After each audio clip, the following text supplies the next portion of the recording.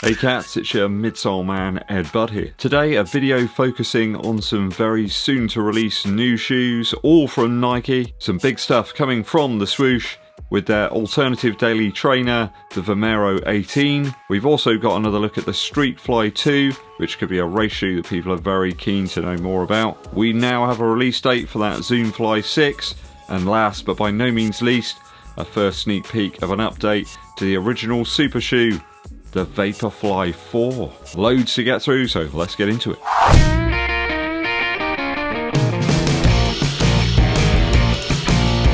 Thanks for joining me on the channel once again. If you're new here, please do hit that subscribe button, but also give this video a thumbs up like to help spread the word. Also drop us a comment down below to help fight that YouTube algorithm. Dankeschön. So taking a look at 4 new Nike shoes set to come out in the latter part of this year and probably early next year. First up is the Vomero 18. I've always been a bit of a fan of this model. This version looks like a sci-fi vehicle of sorts, perhaps something out of Buck Rogers maybe, or the Thunderbirds. Very interesting new midsole design here. It does ask the question really as to just how much ZoomX is going to be within that. Is it going to be like carrier foam stuff again around it? Looks to be a considerable drop here. Also a rocker like design with a quite significant curved bevel back there in the heel. I think the Vomero is always a good shout if you don't want those air units in your midsole. They do seem to add quite a bit of weight really. Not everybody's into those in something like the Pegasus 41. Let's hope that this new version of the Vomero is just a little bit lighter.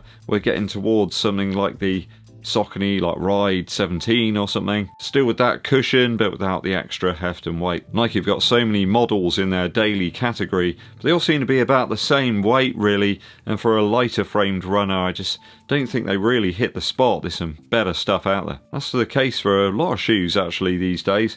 Don't seem to be too fussed about reducing the weight. That always used to be quite a big thing. Though you do have Kit Run and a few other Hoka models as well that do seem to be going in the right direction. At least Nike are on the money with the styling this time round. A return to some 90s Pegasus TW vibes here with this colourway. Clearly ZoomX is the big selling point now though. It's right on the midsole sidewall. That's the big branding on the midsole rather than use of Nike Air or Air Zoom. Let's not forget the nice cushioned, comfortable, reasonably weighted shoe is what we all want. Well, it's not always what we think we need, but I think that's what we want. More news on the Vomero 18 when it arrives at my door. Not literally, just when I hear more about it.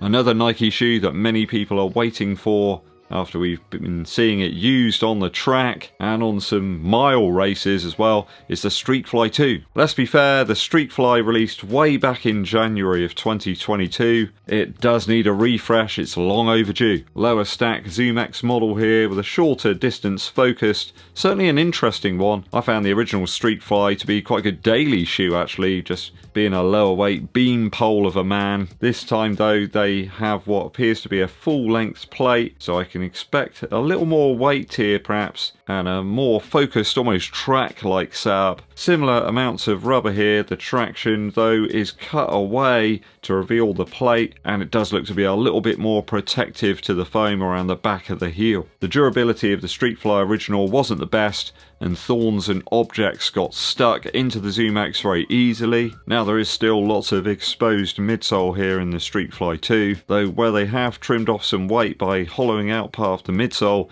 they have added in quite a bit more padding around the heel. They're sticking with that super thin upper with some lace loops there rather than eyelets, apart from the final 2, so you can do a runner's knot if you want. No idea on the price of this one, though I wouldn't think they'll go too much higher over top of the original STREAKFLY price. No date listed yet for release, but I'll keep you posted.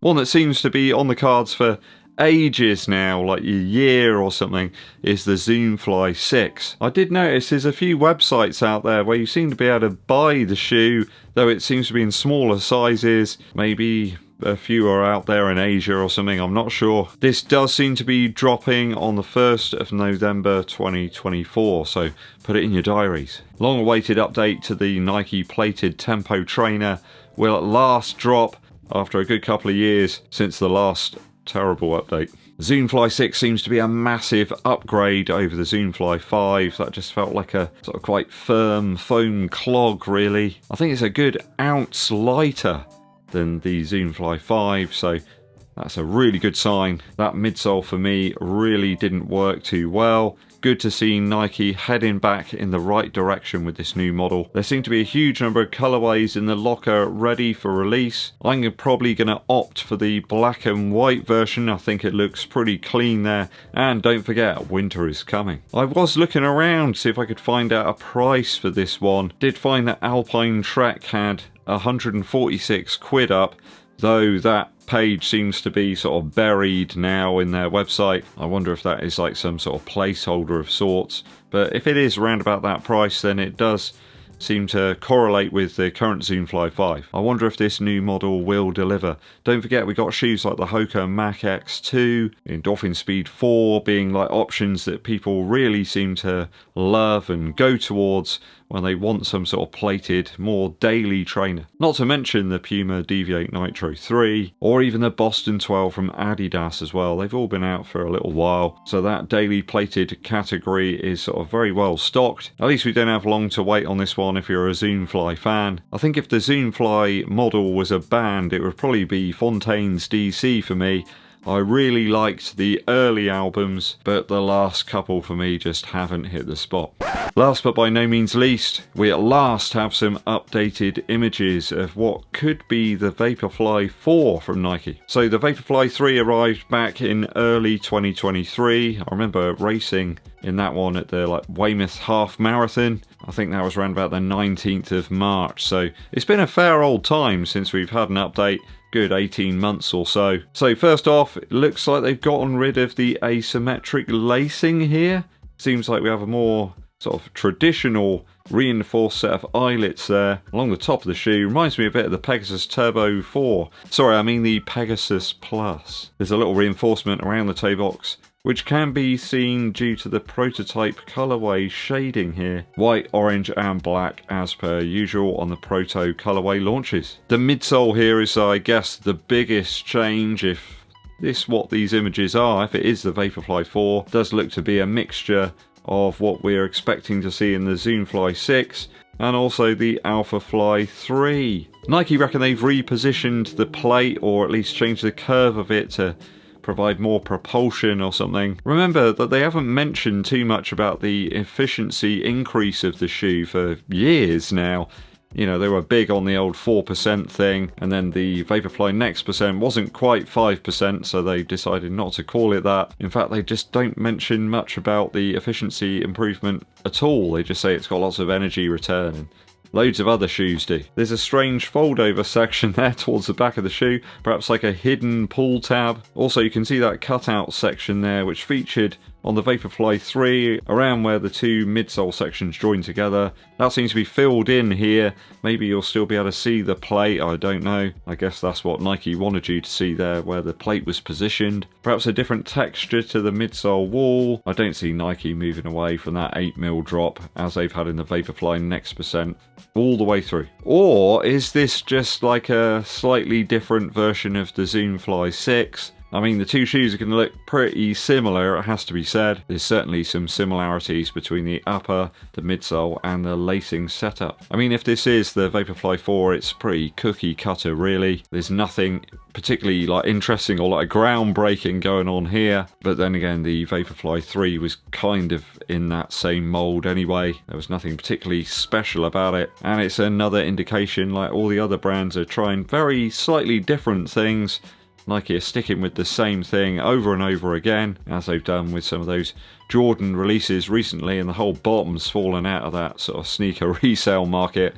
The hype is just gone on a lot of early Jordan models. Nike just put too many of them out there. Do you reckon this is the new Vaporfly 4? Are you not really too fussed about that one now? Are there other sort of super shoes that you reach for when you go racing? Or are you more interested in the other daily or sort of training models that Nike have got coming out? Let me know your thoughts and opinions down in the comments. quick musical interlude for you. Big shout out to the Beat and Track over here in Dorset, Sherborne. They hooked me up with a copy of No Name by Jack White on the blue vinyl. Really excited about that album. I've wanted to get a vinyl copy of it since I first heard it. Really into the track Underground from this one. Features Jack White back on his slide. Not going down a slide, I mean playing his guitar with a slide. Some great use of echo and delay on his vocals. So great how he manages to like extract a melody out of just some very simple chords. Always something really that sticks in your mind. It just seems so simple,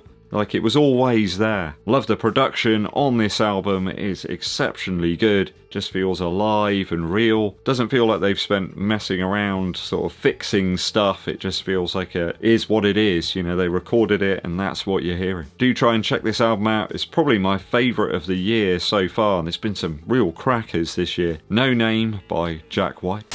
Thanks for tuning in, people. Hope you enjoyed today's roundup of news. If you haven't done so already, hit that subscribe button and give this video a thumbs up like. Drop us a comment to help fight the algorithm. And give us a super thanks or become a member as well to support the channel on a more ad hoc basis. My name's Eddbud and I'll be seeing you